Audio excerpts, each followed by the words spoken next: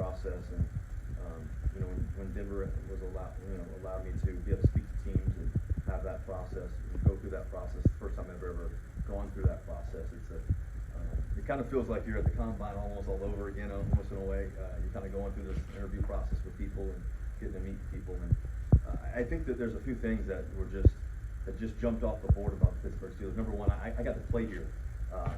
Played in Seattle in CenturyLink in 2015. It was a great game, back and forth, and it was just a battle all the way down to the wire.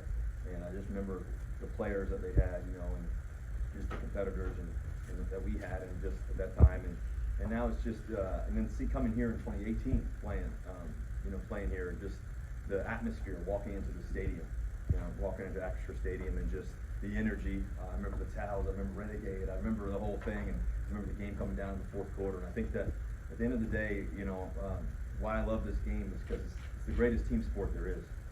It's the greatest team sport there is.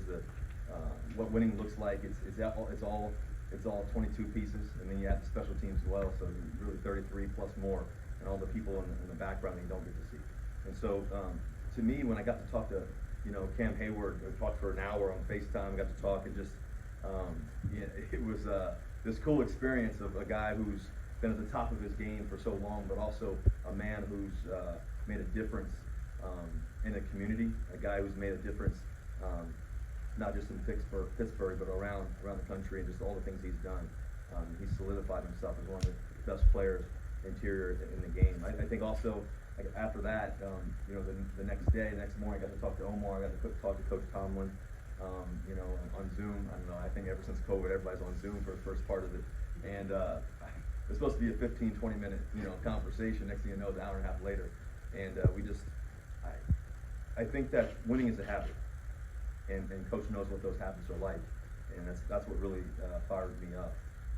And then Omar, obviously he's done an amazing job of really bringing this team together. And then obviously our goal is to acquire some other great players. Obviously you got to see guys that we have coming in today. Obviously Mr. Queen himself, and just the player that he is. And so for me that was a key thing. And then as we were on the call, actually on the Zoom call, fast forward, Minkah's calling, and I had to get off the call with them.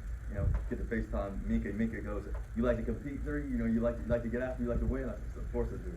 And so we were just laughing about that, just the banter back and forth, the love for the game. And then I got to talk to TJ and just his energy, his focus, his detail of wanting to be the best in the world every time he steps between the white lines. We've obviously gotten to go against each other several times. I got a lot of respect and a lot of regard. Obviously, University of Wisconsin guys, so I know a lot about them, and vice versa. And so for me, that was the process, and then I got to come here and actually put my feet on the ground in the city, and I got to go around the city and just see the energy of the Pittsburgh Steelers and the fans, and just go by the stadium, and just all of that was a big part of it for me. And I was fortunate to have several teams call and all that, but this is the place that I wanted to be the Pittsburgh Steeler, and to wear the black and gold. It's a true honor, it's tradition, it's history. There's 6 trophies in there, and we got to go get a 7th.